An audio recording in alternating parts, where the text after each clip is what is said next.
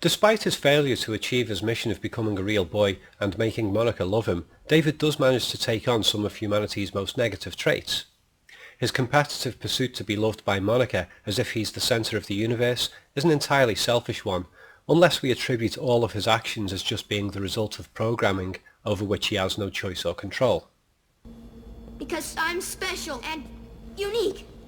Because there's never been anyone like me before, ever. Mommy loves Martin because he is real, and when I am real, Mommy's going to read to me and tuck me in my bed and sing to me and listen to what I say, and she will cuddle with me and tell me every day 100 times a day that she loves me.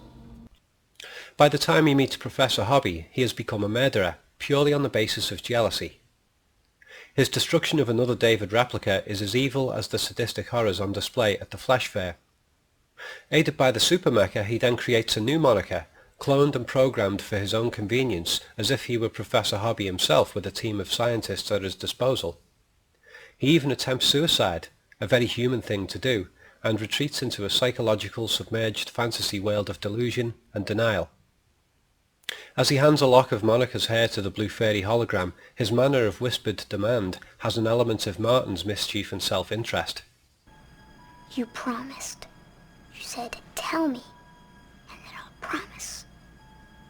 Didn't you? Now you can bring her back. Can't you? Give him what he wants. Considering that David has supposedly become self-motivated, one would expect him to be able to accept the fulfillment of his emotional needs by bonding with people or mecha other than Monica. He has several opportunities to do so. Teddy and Joe are devoted friends. Joe even tries to persuade David to break free of his Monica obsession and stay with him instead. And he refuses. We are suffering for the mistakes they made because when the end comes, all that will be left is us. That's why they hate us. And that's why you must stay here. With me. Goodbye, Joe. This alternative parenting would be a much better option. Joe, by his trade, is a naturally warm and empathic person, and he identifies with David's troubles being that they're both on the run. His emotional engagement is visually depicted as David dives into the ocean. David's falling body is reflected in the amphibicopter window, and it falls precisely from the corner of Joe's eye, like it's here.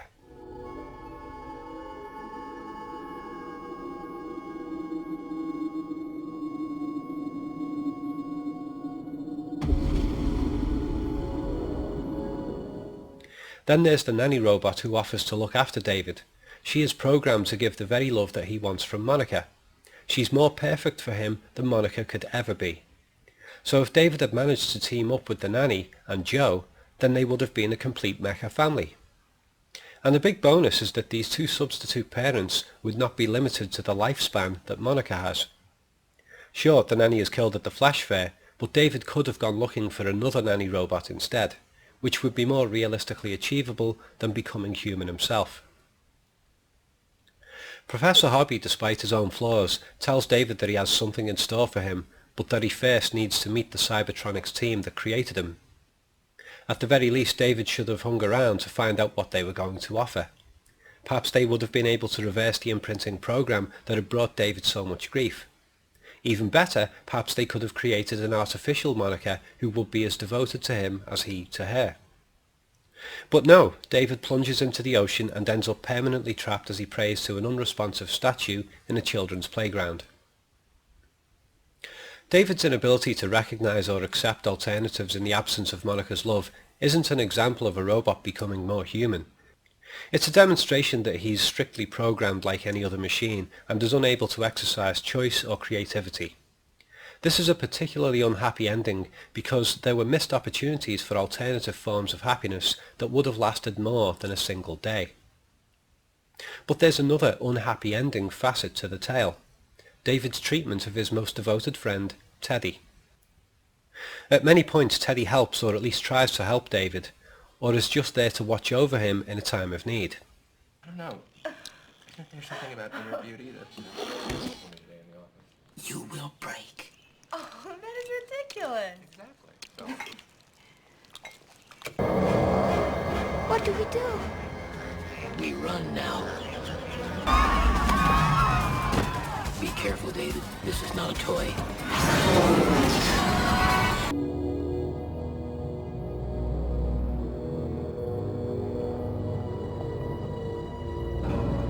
David, please, be careful.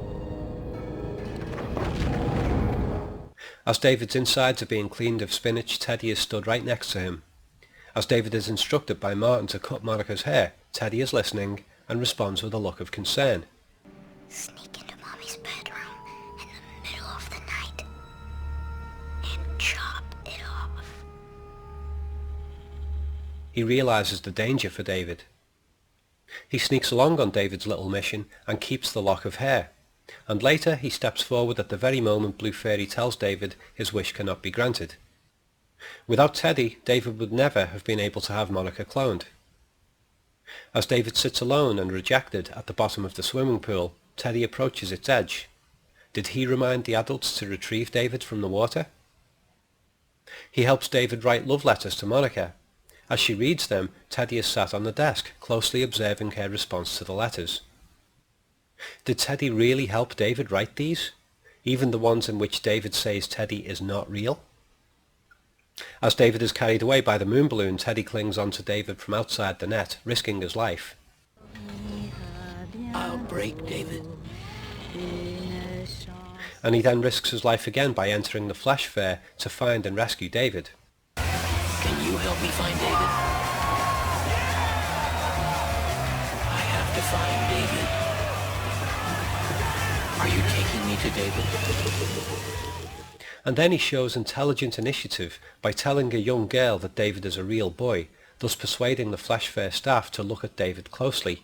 Honey, how do you know about this? The bear told me. I told her.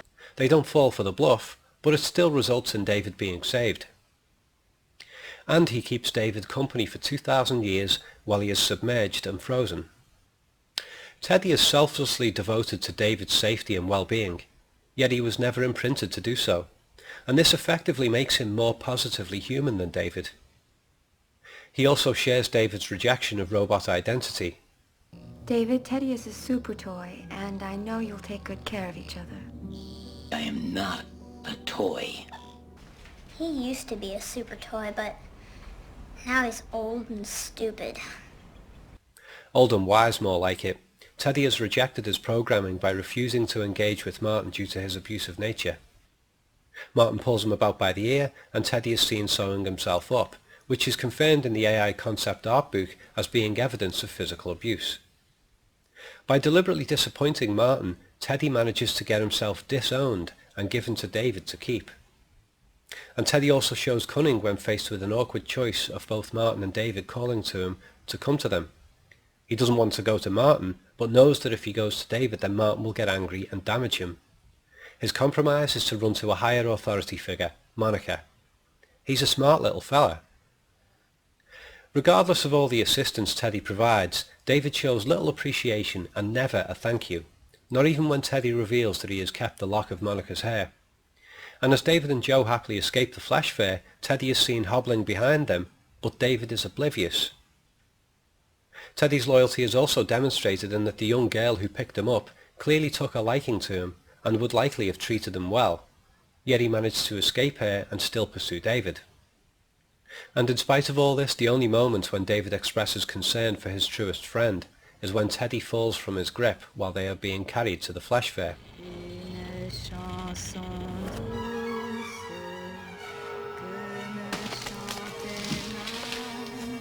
This is a glimmer of hope for David because he hasn't been imprinted to love Teddy. Though more likely it's just part of his keep me safe mechanism. Keep me safe, Martin. Keep me safe. Let me go! Keep me safe, Martin. Let me go! Let go of me. I said let go. I'm trying. Don't let go. Keep me safe.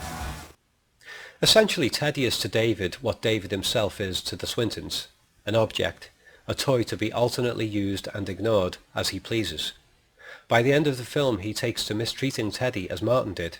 Teddy is again seen sewing himself up after physical abuse. And he becomes the butt of the joke in games of hide and seek, which foreshadows David's ultimate betrayal.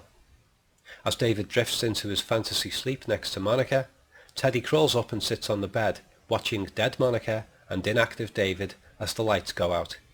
Teddy is left alone in darkness. David has abandoned him, even though Teddy was there for David when he was abandoned himself in the forest. David is as heartless as his makers.